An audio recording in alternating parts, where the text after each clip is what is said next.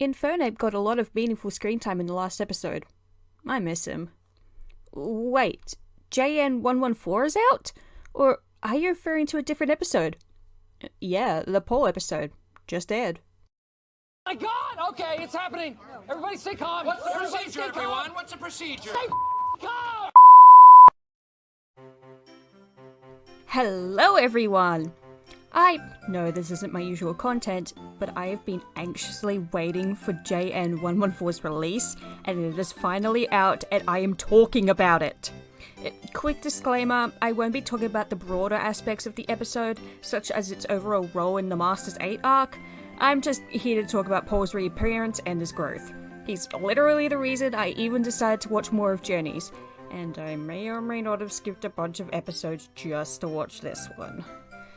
Quick note before we begin, the artwork of Pol you see on screen was inspired by Fudgment Guardian's redesigns for the character on Twitter. A link will be in the description. Let's quickly go over the plot of the episode. Ash is called by Professor Oak to return to the lab, where he reunites with his old Pokemon and subsequently his old rival, Pol. While Ash's Journey team trains with his reserve Pokemon, Ash and Pol seem to catch up with one another before Ash challenges Pol to a battle. Pol declares a 3v3, no substitutes, and that Ash uses the Pokemon he will use in the Masters tournament. The battle begins with Gyarados vs Lucario. After being put in a sticky situation by Gyarados, Lucario learns a new move, Bullet Punch, and defeats Gyarados, giving the first win to Ash. The second round is Garchomp vs Dragonite, and while Ash does catch Pol off guard with a tricky move of his, having Dragonite charge in with Draco Meteor, Garchomp wins the battle, making it 1-1. Finally, Metagross vs Gengar. Gengar is quickly put in a tight spot and Pol taunts Ash about it, claiming if he struggles against him, he'll never make it in the Masters tournament. After some pep talk from Ash to Gengar and the cheers from the Fire-type Pokemon, Gengar utilizes his new move, Will-O-Wisp, burning Metagross and is able to get the win, making Ash the winner.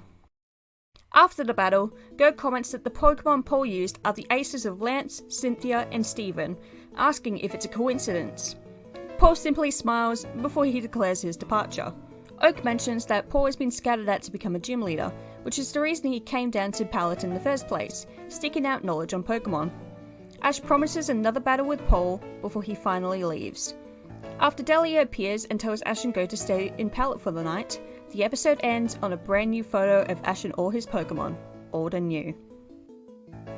Okay, so in other words, this bitch strolls into Ash's hometown seeking to battle him, using the ace Pokemon of competitors Ash will inevitably face, even seems to allow him to utilize and adapt to brand new moves.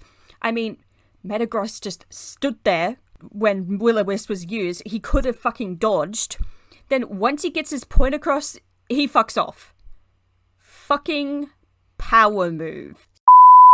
So, let's start from the beginning.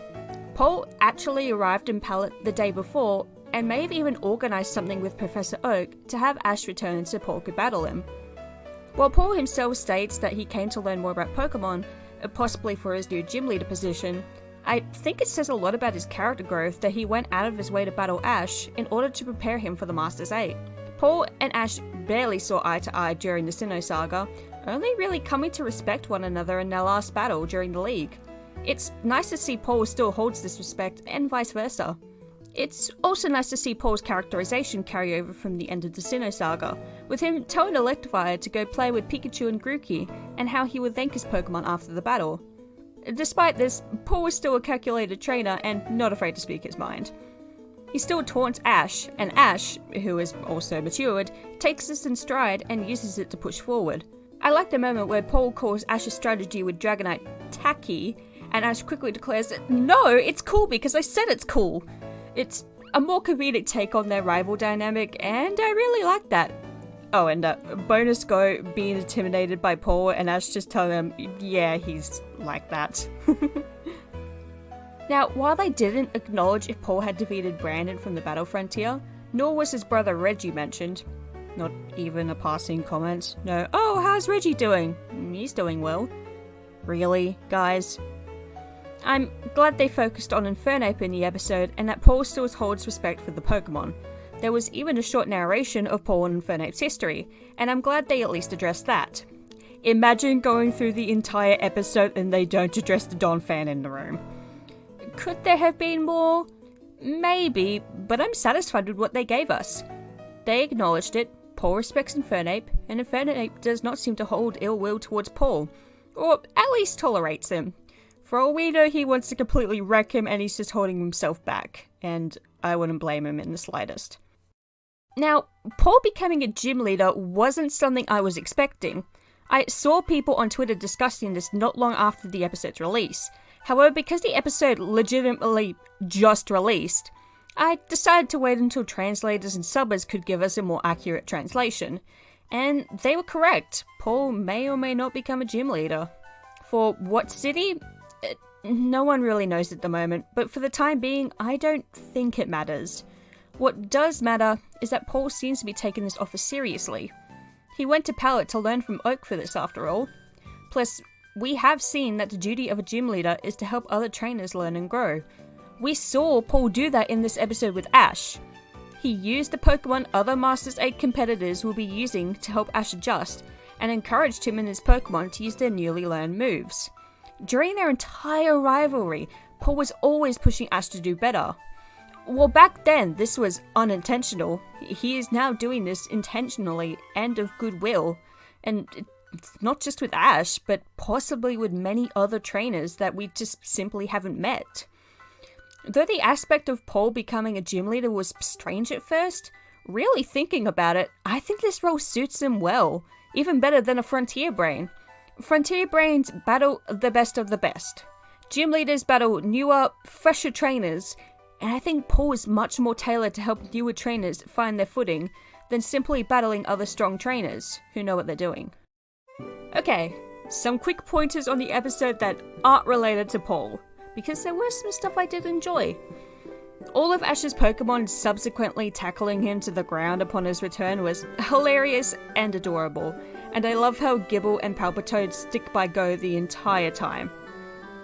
All of Ash's older Pokemon training his Journeys team was fantastic to see.